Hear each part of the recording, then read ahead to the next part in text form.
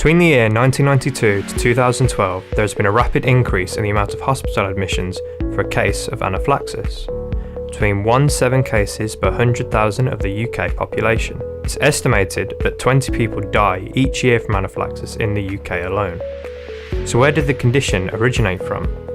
Under a different name, it is known from the ancient Egyptian times to exist from illustrations in a tomb from around 3000 BC, showing a man having an anaphylactic reaction to a bee sting. And then, in the 20th century, a French physiologist called Charles Richet showed just how difficult it was to create an anaphylactic reaction to a food that was eaten, thus having to modify and neutralize it using powerful stomach acids and the process of digestion. He found a way to sensitize an animal to a specific protein by injection, and that, following a second dose, would prove to be fatal and cause a serious anaphylactic reaction. In the 21st century today, there are thousands of people all over the world who suffer with severe allergy anaphylaxis to something, and it's something that impacts their lives and decisions and the lives of their loved ones every single day. What does the condition mean to you? So it impacts my life on a daily basis. Every single time I go to eat or go to a restaurant, I'm always checking packets and menus, and I think it impacts my life in a way that people without it don't really understand, and it does impact it on a daily basis. Anaphylaxis is like a sentence on my life. It's something that I have to think about on a daily basis. It controls what I eat, where I go, the amount of alcohol I drink. I am one of those people that I try my very hardest not to let it define me. There are three main forms of medical intervention that people with severe allergy, otherwise known as anaphylaxis, carry with them at all times: MRA, Jext, and the EpiPen auto-injector. This is my EpiPen. I obviously carry it everywhere, which is why the box is so battered. But so can't take it out of the case because that's what keeps it sterile and able to be used, but it's a needle inside here, and you jab it into the person's thigh when they're in anaphylactic shock and push it in with this button. You have to hold it in for 10 seconds and then massage the leg or kind of slap it to get it going around the body, and that will provide enough adrenaline to keep them safe until the ambulance arrives. So definitely call 999 as well as using this, but the minute someone goes into anaphylactic shock, that's what you should administer. Literally just in the leg and then just keep slapping the leg. So how long does that take after you've slapped the leg?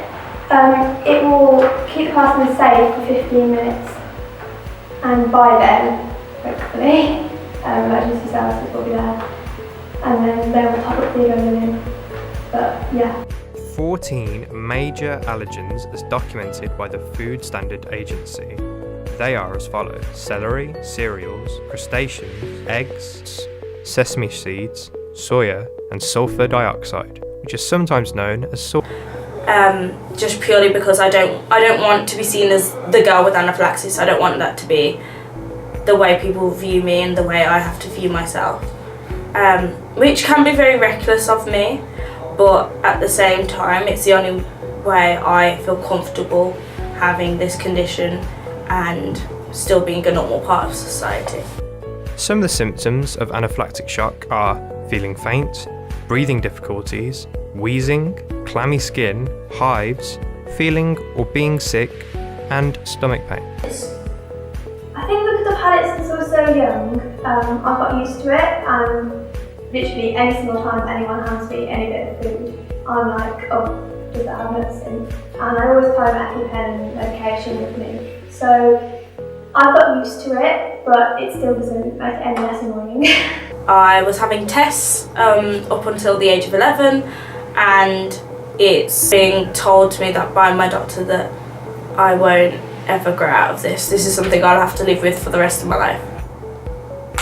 I don't find it easy coping with my anaphylaxis, purely because I get lazy when it comes to reading labels. Because it happened when I was 1 and it hasn't happened since, I am a bit reckless when it comes to being as prepared as I should be. I don't check things as much as I should. I don't take my EpiPen wherever I should. But it does impact my life, and it's something I should think about, and as I get older, it's something I would take into consideration more as I move throughout society. When it comes to going out for family meals with your sister who has anaphylaxis, does it make things awkward? Does it make things difficult?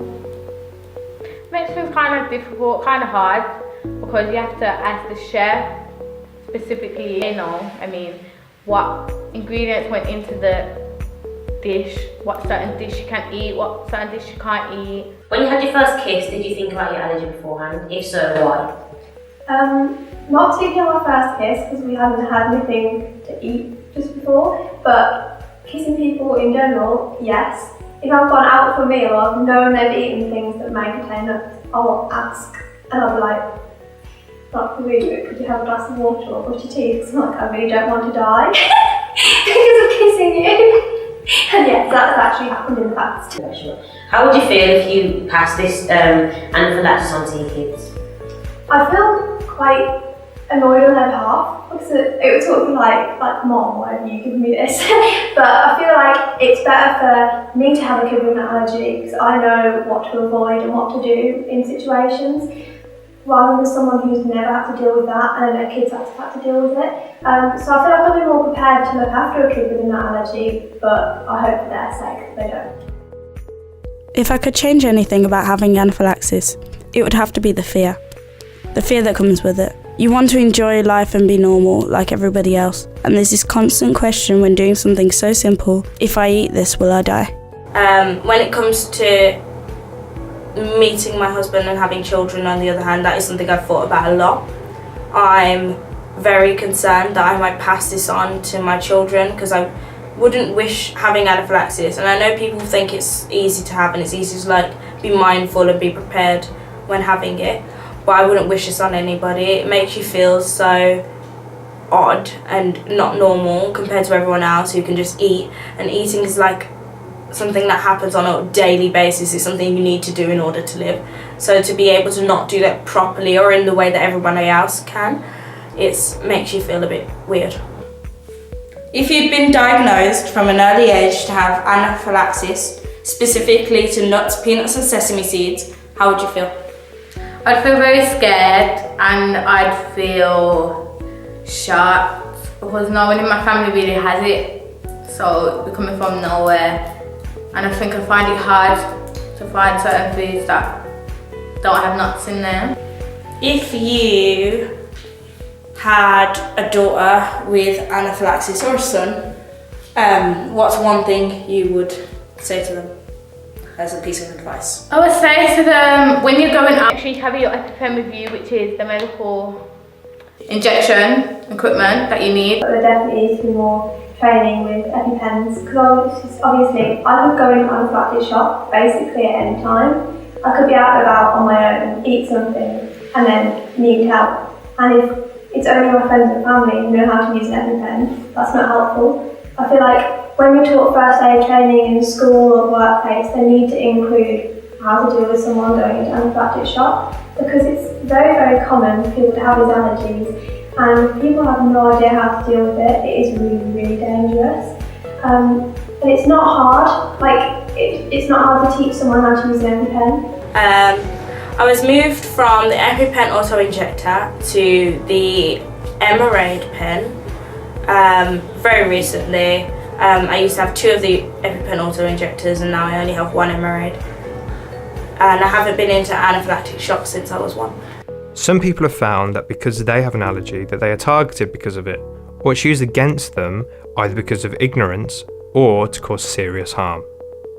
To find out more information about allergies, the symptoms prevention methods, how to be better prepared throughout daily life, and what to do in case of a medical emergency, follow the links provided.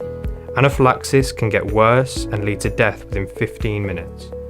In the case of an anaphylactic emergency or any medical emergencies, do not hesitate to call 999. To eat or not to eat, that is a question for many, so always be prepared. #check the label.